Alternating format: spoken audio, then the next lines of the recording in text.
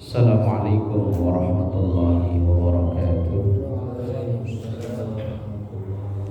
A'udzu billahi minasyaitonir rajim. Bismillahirrahmanirrahim. Alhamdulillahirabbil alamin. Wassalatu wassalamu ala sayyidil mursalin wa ala alihi wa ashabihi ajma'in. Subhanaka la ilma lana illa ma 'allamtana innaka antal alimul hakim. Rabbi shrah li sadri wa yassir li amri wahlul 'uqdatam min lisani yafqahu qawli waj'alni waziran min ahli. Amma ba'du. Hadratul ulama wal qurama majlis al afadil jamaah musallabul khair, semoga kita semua diberkahi, diridhoi dan dikaruniai sehat afiat, panjang umur dalam taat ibadah kepada Allah Subhanahu wa taala. Liridhillah wa li syafaati Rasulillah wa ila hadratin Nabiyil Mustafa Muhammadin sallallahu alaihi wasallam wa ala alihi wa ashabihi wa azwajihi wa dhurriyyatihi wa ahli baitihi al-kiram wa jami' ummatihi minal muslimin wal muslimat wal mu'minina wal mu'minat ayyana ma kanu, khususan ma'alif hadzal kitab Syekh Nawawi ad-Dimashqi. Bi barakatil Fatihah. A'udzu billahi minasy syaithanir rajim. Bismillahirrahmanirrahim. Alhamdulillahi rabbil alamin arrahmanir rahim maliki yaumiddin. Iyyaka na'budu wa iyyaka nasta'in. Ihdinas siratal mustaqim. Shiratal ladzina an'amta 'alaihim ghairil maghdubi 'alaihim waladdallin. Amin. Bismillahirrahmanirrahim. Melanjutkan ngaji kita dari kitab Riyadhus Shalihin, memasuki hadis yang nomor 360. An Anasin radhiyallahu anhu qala, diriwayatkan dari sahabat Anas bin Malik radhiyallahu anhu, semoga Allah meridhoinya. Anas bin Malik ini sahabat yang dari kecil sudah diasuh oleh Rasulullah. Dari umur belasan tahun dititipkan oleh ibunya di rumah Rasulullah sallallahu alaihi wasallam. Maka karena Anas ini tinggal di rumah Rasulullah, banyak peristiwa, entah itu ucapan, entah itu tindakan yang dilakukan oleh Rasulullah yang disaksikan atau yang diketahui oleh Anas bin Malik. Qala, ia berkata, qala Abu Bakrin li Umar radhiyallahu anhu. Ini Anas bin Malik bercerita bahwa satu hari Abu Bakar pernah ngomong kepada Umar radhiyallahu anhuma, semoga Allah meridhai keduanya. Kapan ngomongnya? Yaitu ba'da wafati Rasulillah sallallahu alaihi wasallam, setelah wafatnya Rasulullah sallallahu alaihi wasallam. Apa kata Abu Bakar kepada Umar? Intalik bina ila ummi Aiman radhiyallahu anha. Kata Abu Bakar begini, yuk kita silaturahmi, kita sowan, kita main ke rumah Ummu Aiman. Nazuruha, ayo kita ziarah. Cuma ziarah kalau sekarang konotasinya itu ke orang yang meninggal ya. Padahal tidak. Kita berkunjung yang dalam jangka waktu tidak lama, itu namanya ziarah. Kita ke rumah saudara. Cuman kalau di kita mau kemana Pak? Ziarah. Bayangan kita itu ke kuburan ya. Padahal tidak. Ziarah itu artinya kita berkunjung ke satu tempat tertentu, yang kita berkunjung itu enggak sampai nginep, yang bentaran terus balik, lah itu namanya ziarah. Ya, orang ziarah nginep ada ya? Enggak loh, yang ziarah dalam konotasi kuburan itu ada ya. Oh, orang putus asa kali ya. Bergaul sama yang hidup udah enggak dianggap, akhirnya bergaul sama yang mati. Enggak, maksudnya di sini Abu Bakar itu memakai redaksi bahasa nazuruha. Ayo kita berziarah ke rumah Ummu Aiman. Karena Rasulullah sallallahu alaihi wasallam yazuruha, Dan Rasulullah semasa hidupnya, beliau itu Rasulullah sering berkunjung ke rumah Ummu Aiman. Nah, kebiasaan yang dilakukan oleh Rasulullah kemudian dilanjutkan oleh Abu Bakar. Dan kemudian Abu Bakar gak sendiri, ngajak sahabat senior lainnya yakni Umar. Lalu siapa Ummu Aiman? Kok termasuk wanita istimewa? Dulu sering disowani Rasulullah aja sowan ke rumahnya. Bukan dia yang sowan ke rumah Rasulullah, justru malah Rasulullah yang sowan ke rumah dia. Kemudian dilanjutkan oleh Abu Bakar sebagai pelanjutnya, dan Abu Bakar juga ngajak Umar. Ummu Aiman itu seorang budak dari bangsa Habasyah, Habsyi. Habasyah itu kalau sekarang Ethiopia. Orang ireng ya. Ireng yang rambutnya keriting itu ya biasanya ya. Habasyah itu Ethiopia sekarang. Nah, Ummu Aiman itu nama panggilan.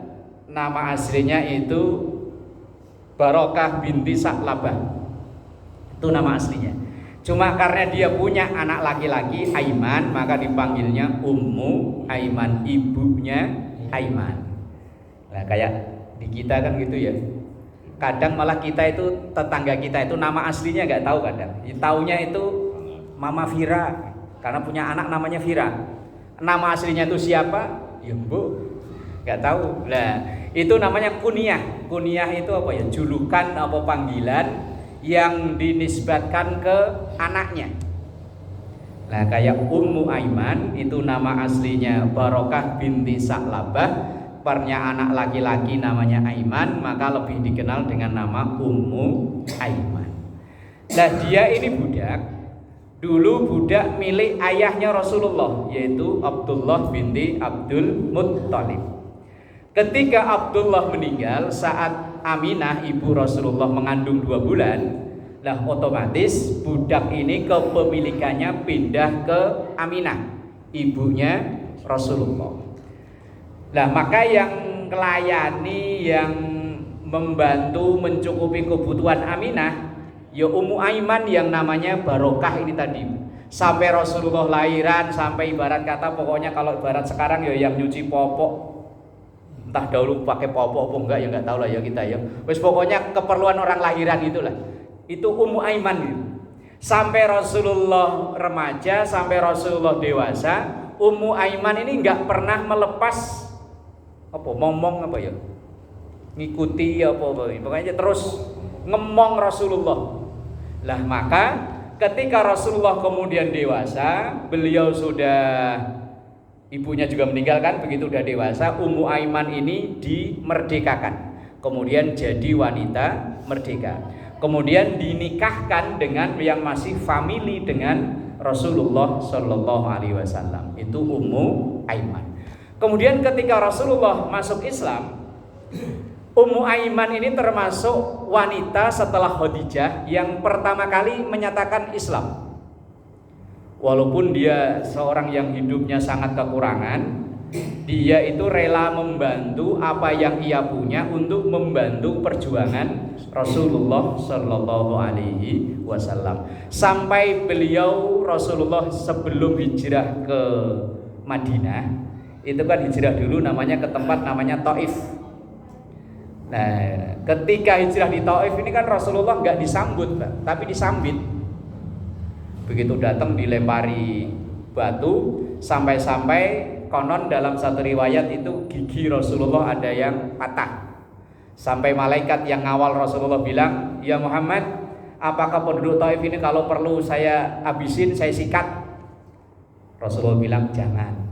Siapa tahu hari ini dia musuhi saya, siapa tahu besok, siapa tahu bulan depan, siapa tahu tahun depan. Kalau memang dia enggak, siapa tahu anaknya. Kalau siapa tahu anaknya enggak, siapa tahu cucunya. Kalau saya digituin ya sikat gitu ya. Misal ya saya pas kesini ditimpukin orang sini, orang Cipucang. Siapa yang tadi dimpukin? Tuh orang situ, hajar. Saya Rasulullah untungnya Pak. Nah Ummu Aiman itu ikut dampingi Rasulullah, pokoknya enggak mau lepas lah. Pengen aja bareng dengan Rasulullah. Sampai akhirnya balik lagi ke Mekah dan kemudian lain waktu pindah ke Madinah. Kalau di Taif dulu disambit, ke Madinah baru disambut. dengan Tala'al Badru Alaina yang sekarang begitu populer. Tala'al Badru Alaina min saniyatil wada wajaba syukru alaina mada'a lillahi da. Itu dulu kalau boleh dibilang syair untuk nyambut kedatangan Rasulullah. Sekarang buat nyambut nganten ya. Ya, kalau nganten datang kan ya. Lah kalau daerah saya di Bojong malah disambil dinyalain petasan. Jeluger. Yang punya jantung kan dibawanya minggir. Itu petasan kalau enggak gede enggak puas. Kadang saya sampai bercandaannya begini nih. Beli petasan kecil katanya enggak mantep. Giliran petasan gede kupingnya ditutup. Ya kan sama aja enggak kedengeran juga Pak ya. Lah Tala'al Badru lah Ummu Aiman itu enggak pernah melepas pokoknya sampai Rasulullah ya tinggal di Madinah, sampai menemukan ibarat kata kenyamanan dakwah sampai Rasulullah wafat. Ummu Aiman selalu mendampingi Rasulullah. Lah makanya Rasulullah merasa, bahkan dalam salah satu sabdanya Rasulullah bilang, Ummu Aiman ini adalah ibuku setelah ibuku. Berarti ibu kedua setelah ibu kandung. Ibu kandungnya Aminah. Lah ibu yang ngerawat, yang jagain, yang ngemong itu namanya Ummu Aiman. Lah Rasulullah untuk balas budi atau apa ya? Nah, itu sering berkunjung ke rumah Ummu Aiman itu tadi. Lah walaupun Abu Bakar, Umar tidak diwasiati, tapi inisiatif untuk melanjutkan dulu yang menjadi kebiasaan Rasulullah, Abu Bakar dan Umar ini berkunjung ke rumah Ummu Aiman itu tadi. Itu seorang wanita yang istimewa di dalam kehidupan Rasulullah selain ibu dan istrinya dan putrinya, yaitu seorang wanita yang bernama Ummu Aiman yang nama aslinya Barokah binti Sa'labah itu tadi. Falamma intahaya, maka ketika Abu Bakar dan Umar nyampe ke rumah Ummu Aiman, maka melihat Ummu Aiman nangis. Merasa mungkin terharu ya. Bahasa kita kan rakyat biasa dikunjungi orang besar kan, waduh terharu. Faqala laha, maka Abu Bakar dan Umar ngomong ke Ummu Aiman, ma yabkika, apa yang membuatmu nangis? Wong kami datang kok kamu nangis. Amma ta'lamina annama indallahi khairul li Rasulillahi sallallahu alaihi wasallam. Apakah kamu menangisi kepergian Rasulullah, wafatnya Rasulullah? Toh Rasulullah sekarang udah merasakan khairun, kebahagiaan, indallah, di sisi Allah. Apa yang membuatmu kamu nangis? Wong Rasulullah sekarang udah bahagia bersama kekasihnya Allah Subhanahu wa ta'ala. Faqalat, kemudian Ummu Aiman menjawab, inni la abki anni la a'lamu annama indallahi ta'ala khairun li Rasulillahi sallallahu alaihi wasallam. Kata Ummu Aiman, saya tidak menangisi kepergian Rasulullah yang sekarang udah nyaman, udah bahagia bersama sang kekasih Allah Subhanahu wa ta'ala. Walakin, akan tetapi, abki, saya menangis, annal wahya qadin qata'a minas sama. Saya menangisi bahwa kalau Rasulullah udah wafat, berarti terputuslah turunnya wahyu. Udah selesai, udah nggak ada nabi lagi, karena Nabi Muhammad adalah nabi terakhir.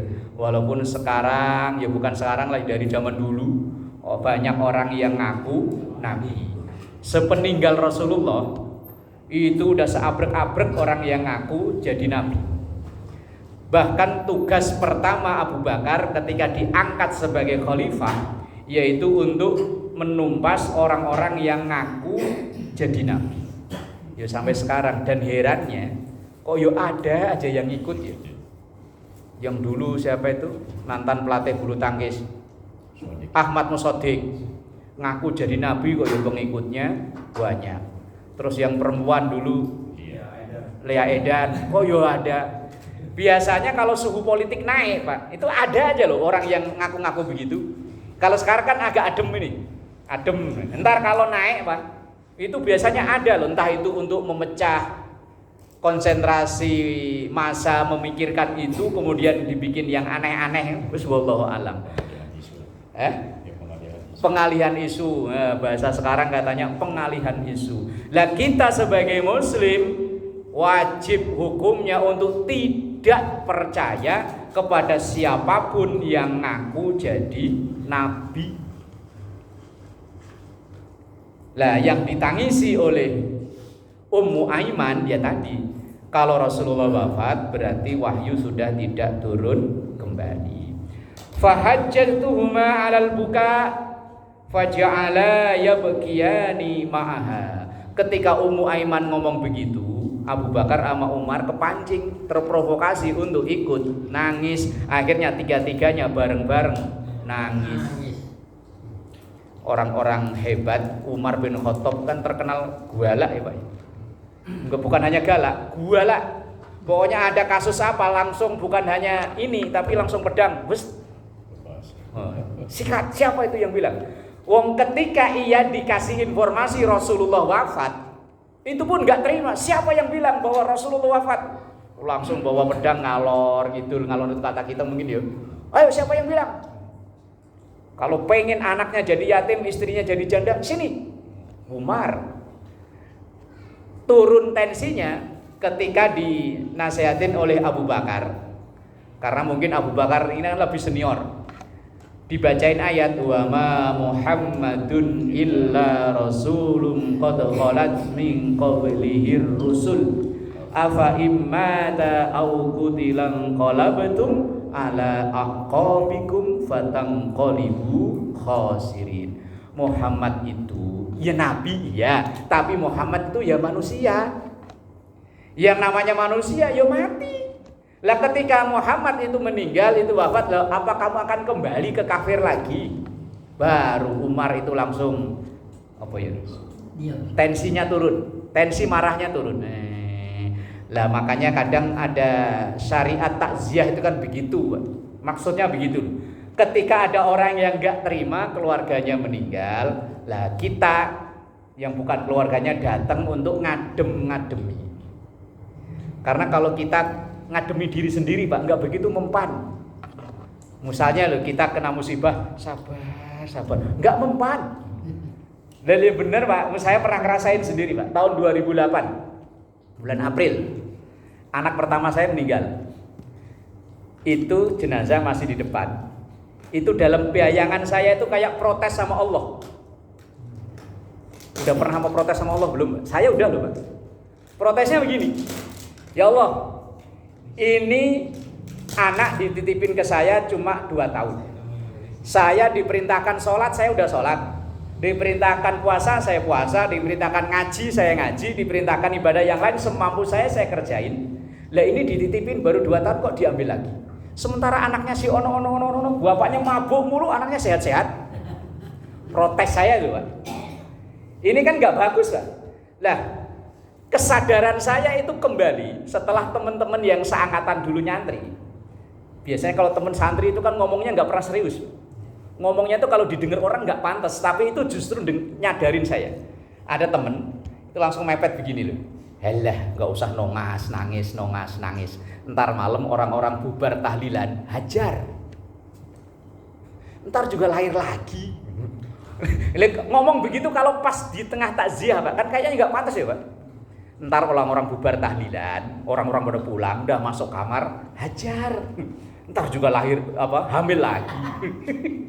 Walaupun itu kayak bercandaan, tapi menyadarkan protes saya tadi pada Allah. Yaitulah syariat takziah itu aslinya itu loh Pak. Ketika orang ini lagi galau karena keluarganya itu, maka ada ayat kan yang Pak kenal semua kan, wa tawasau bil haq wa tawasau bis. Tawasau itu artinya saling. Bukan hanya menasihati satu arah, saling. Sini nasihati ke sono, sono nasihati ke sini. Lah itu namanya tawasau bil haq, tentang hal yang benar dan tentang sabar, termasuk ketika musibah. Lah Umar itu walaupun dulu galaknya kayak begitu, ketika dinasehati langsung gampang turun, bahkan gampang nangis. Bahkan dalam riwayat Umar itu ketika sholat seringnya kalau assalamualaikum ke kanan senyum, assalamualaikum ke kiri seringnya nangis. Ke kanan karena ingat kebaikan yang wallahu alam, dan kemudian ke kiri ingat dosa-dosanya. Ke kanan ingat ketika dia udah memperoleh hidayah Allah, ke kiri ingat dosa. Itu Umar, dan pernah sampai nangis bareng-bareng Abu Bakar dengan Ummu Aiman. Nah, pelajaran hikmahnya di sini artinya kita tetap menyambung tali silaturahim persaudaraan dulu yang pernah disambung oleh para pendahulu kita. Kalau ini tadi Abu Bakar itu kan sebagai penerus Rasulullah, terus melanjutkan sesuatu yang sering dilakukan oleh Rasulullah, yaitu ziarah ke atau sowan ke Ummu Aiman itu tadi. Ya mungkin kalau kita ya sambil bernostalgia, cerita-cerita, mengenang masa lalu dengan terus melanjutkan kebaikan yang dilakukan oleh pendahulu kita. Ini salah satu hikmah atau pelajaran dari hadis yang nomor 360. Bismillahirrahmanirrahim. Wa an Abi Hurairah radhiyallahu anhu. Hadis yang diriwayatkan dari Abu Hurairah radhiyallahu anhu anin Nabi sallallahu alaihi wasallam, dari Rasulullah sallallahu alaihi wasallam. Anna rajulan, ini Rasulullah bercerita, anna rajulan, ada seseorang, zara berziarah. Berziarah bahasanya Pak, berkunjung, akhon saudaranya, lahu fi qaryatin ukhra. Ada seseorang yang silaturahim ziarah ke saudaranya fi qaryatin ukhra, yang tinggal di lain kota. Berarti ini kayak kita kalau mudik gitu ya. Kita mudik itu kan dalam rangka sowan ketemu dengan saudara-saudara yang di luar kota. Oh, berarti ini mungkin hadisnya orang mudik ini, dalilnya orang mudik. Kita kalau mudik itu tujuannya kan pengen ketemu saudara di kampung ya. Apa pengen sesuatu yang lain? Yang tahu niat kan kita ya. Fa arsadallahu ta'ala ala madrajatihi malakan. Kemudian Allah mengutus atau mengutus utusan, yaitu tentu malaikat, untuk nyegat di tengah-tengah perjalanan orang tersebut. Falamma ata alaihi qala, kemudian ketika utusan Allah yang malaikat ini ya mungkin nyaru jadi manusia, datang ke orang tersebut, qala, ia bertanya, aina turidu, kamu mau kemana? Qala, orang itu menjawab, uridu akhon li fi hadhil qaryah, saya akan berziarah ke rumah saudara yang ada di luar kota. Ya mungkin kalau kita di sini di Jakarta ya mungkin mau ke Surabaya, mau ke Pandeglang, mau ke mana sono. Lah di tengah jalan ditanyain orang, mau kemana Mas? Pandeglang, ngapain? Ya mainlah ke silaturahmi ke rumah saudara. Qala, kemudian utusan Allah tadi nanya, hallaka alaihi min ni'matin tarukuha alaihi, apakah kamu mau ke kampung saudaramu itu, apa memang ada urusan masalah harta benda, atau misalnya kalau bahasa kita gampangnya, atau mau bagi waris. Siapa tahu keluarga di sono masih punya warisan, kamu pulang apakah mau ngurus itu atau mau minta ngambil itu? Qala, maka orang itu menjawab, la, tidak, saya tidak ada urusan masalah warisan harta benda, enggak. Ghaira anni ahbabtuhu fillahi ta'ala, karena saya mencintai saudaraku karena Allah. Wes pokoknya saya pengen ketemu saudara, biar antar saudara ini enggak putus. Kalau ibarat orang Jawa itu biar enggak kepaten obor. Kalau ibarat orang Kulon apa maksudnya Pak? Obor. Iya. Biar enggak kepaten obor kalau bahasa Jawa. Kalau orang Sunda naon? Mati obor kan? Nah, karena kita ini kan rata-rata orang rantau yang tinggal di sini. Lah kalau nggak sering-sering pulang kampung, kalau kita sih masih kenal anak-anak kita itu. Anak-anak kita kan nggak kenal saudaranya, nggak kenal Pak Leknya, Pak D-nya, mbahnya yang masih hidup mungkin kalau kita nggak pernah pulang. Walaupun kadang ya orang tua udah nggak ada, tapi kan masih ada kakak, ada adik, ada paman, ada wes macam-macam. Bahasa orang dulu ya tadi, nggak kepaten obor, nggak apa tadi? Mati obor. Biar masih tetap tersambung silaturahim. Lah hadis ini itu ya bercerita tentang itu. Ketika orang itu ditanya, kamu mau ngapain sono? Apa mau bagi warisan? Enggak, saya hanya pokoknya cinta saudaraku karena Allah, biar tetap tersambung. Kalau bahasa kita tadi tidak mati obor. Kemudian qala fa'in, kemudian utusan Allah tadi, malaikat tadi ngomong, inni rasulullah ilaika bi annallaha qad ahabbaka kama ahbabtahu fih. Malaikat yang diutus Allah tadi ngomong bahwa saya ini diutus oleh Allah untuk menyampaikan kepadamu karena kamu ikhlas berkunjung ke rumah saudara agar tetap tersambung persaudaraan itu, maka Allah pun melimpahkan kecintaannya kepadamu. Nah, ini hadis riwayat Muslim dari Abu Hurairah, termasuk yang bisa dijadikan dasar orang-orang pada mudik. Ya selain ziarah yang hidup, ya mungkin ziarah ke yang sudah nggak ada, apalagi mungkin makam orang tua kita ada di kampung halaman. Ya kadang kalau udah merantau, udah bertahun-tahun, giliran orang tua sudah nggak ada, kayaknya udah tadi ya, udah putus, udah kayak nggak punya saudara lagi. Padahal dalam hadis ini menunjukkan betapa fadilahnya orang berkunjung ke rumah saudara, tetap menjalin persaudaraan, maka akan memperoleh kasih sayang dan kecintaan dari Allah Subhanahu wa ta'ala. Nah, ini hadis termasuk yang jadi landasan agar kita ini kalau mau mudik, wes mudik. Niatnya yaitu tadi. Wa anhu, hadis yang selanjutnya 362 masih dari riwayat Abu Hurairah. Qala Rasulullah sallallahu alaihi wasallam, Rasulullah sallallahu alaihi wasallam bersabda, man ada maridun, siapa yang menengok orang sakit, besuk ya. Bahasanya orang sini besuk ya. Besuk orang sakit. Au zara akhon lahu fillah, atau ia mendatangi saudaranya hanya karena Allah. Tadi ada dua amalan, nengokin orang sakit atau berkunjung ke rumah saudara.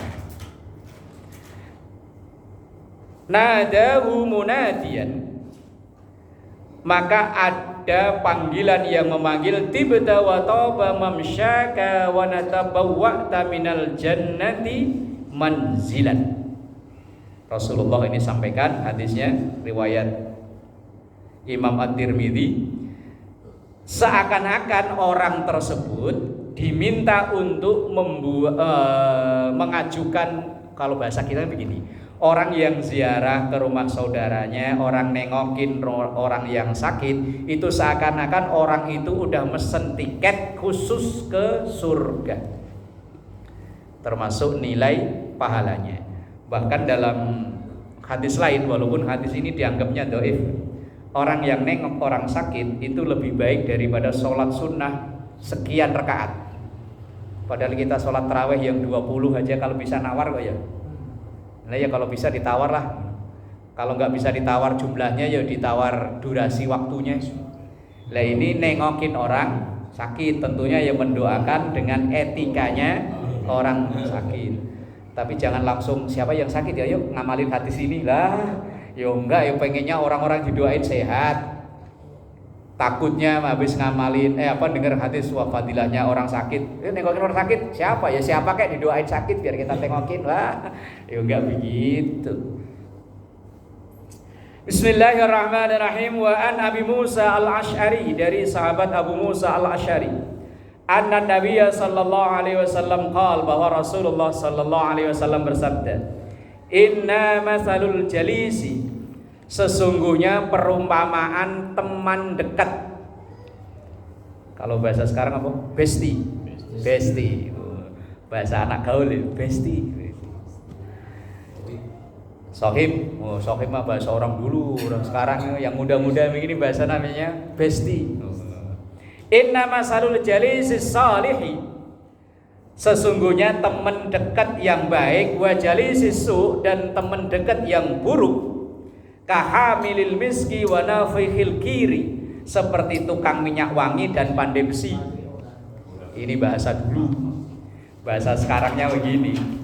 Orang dalam hadis lain, almar'u ala dini khalili, seseorang itu agamanya, cara beragamanya dipengaruhi oleh teman dekatnya.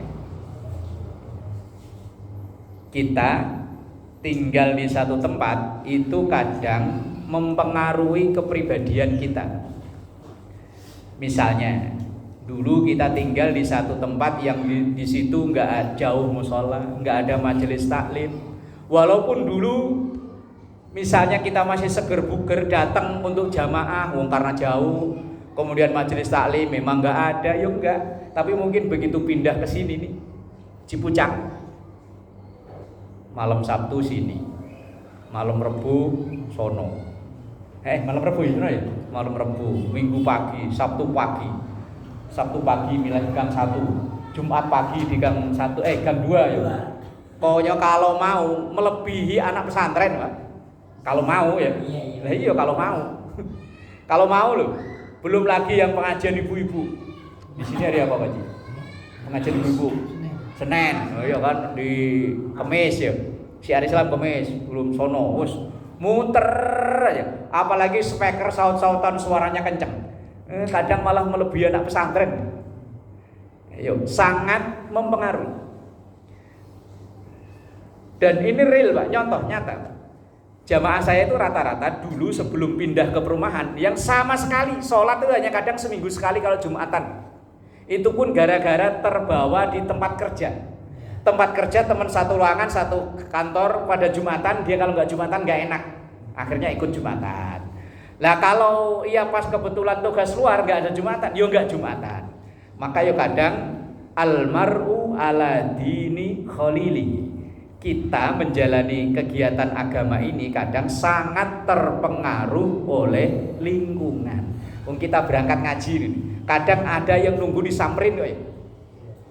Iya, Pak Ustadz ya. Kalau sampean mungkin nyamperin ya. Iya kan. Ada yang nunggu disamperin. Sampai udah jam segini kok belum ada nyamperin ya. Akhirnya nggak berangkat. Kalau ada yang nyamperin berangkat. Nah, makanya temen itu sangat berpengaruh. Ada orang yang sholat 5 waktunya full penuh. Begitu jalan satu mobil, biasanya mobil 5 orang 6 orang. Lah kok yang temennya itu nggak ada yang sholat, itu yang satu tadi. Asal mau yuk berhenti rest area sholat, tanggung, jalan lagi, jalan. Udah jam segini nih, tanggung, dikit lagi jalan. Akhirnya nggak jadi itu sholat. Itu padahal orang rajin sholat. Atau dibalik, Pak. Satu mobil yang 5 rajin sholat, yang satu enggak. Begitu berhenti mampir ke halaman masjid. Yang lain yang 5 sholat, masuk yang satu ini sendirian nungguin sambil ngerokok. Ya lama-lama akan ke bawah, Pak. Ya mungkin satu waktu dia akan nggak sholat, tapi kedua, ayo dah sekalian, mumpung bareng, ya lama-lama ikut sholat.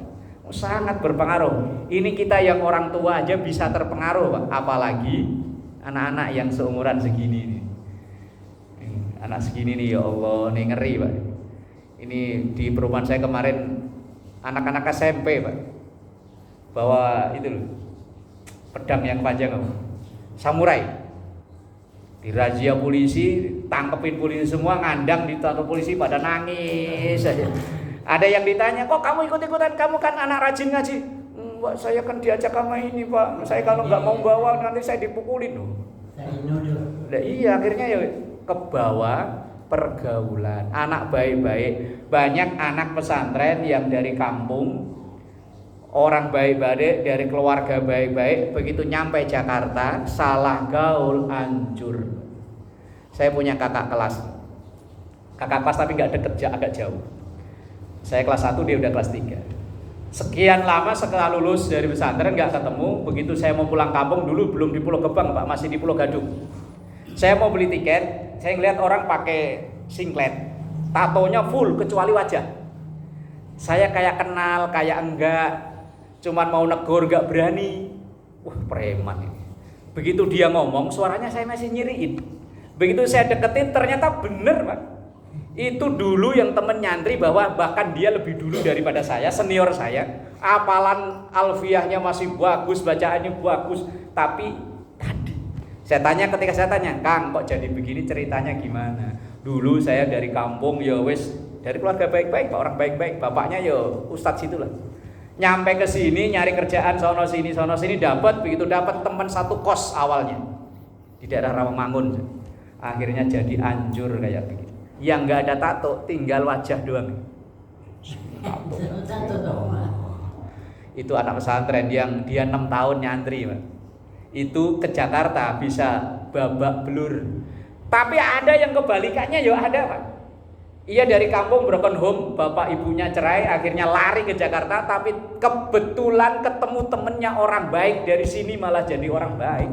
Jadi pengurus masjid, jadi ketua masjid. Awalnya dari kampung broken home. Nah, ini almar'u ala dini khalilihi. Seseorang itu dalam beragamanya atau dalam kepribadian akhlaknya kadang terpengaruh oleh lingkungan. Orang yang nggak pernah ngaji, begitu pindah rumah, kalau kok dekat musola, ya lama-lama yo ngaji. Lah begitu pindah lingkungan, kok temen kanan kiri pada nongkrong, pegangin HP, pasang slot. Wah. Anjur Pak, ini akhir-akhir ini banyak orang pada cerita masalah slot. Belum lama, Pak, tinggal rumah udah 3 bulan mau disita sama bank gara-gara slot. Motor 2 udah lenyap. Ini tinggal rumah atu-atunya Harapan, katanya surat rumah, sertifikat udah ngandang, karena sertifikat digadein nggak disetorin, pokoknya bentar lagi sikat gara-gara slot. Tahu slot mainnya kayak apa? Kalau ludo saya pernah nanya, Pak, saya pernah ngeliatin caranya gimana, saya liatin. Kalau slot gimana caranya slot? Wah, kalau beliau mah wes pokoknya hati-hati, Pak, hati-hatilah. Dan ternyata itu bukan hanya orang dewasa, Pak. Anak-anak SD itu udah ada yang kejangkit itu, Pak. Ini hanya cerita dari para orang-orang yang menangani itu loh, Pak. Anak SD udah ada yang kecanduan itu.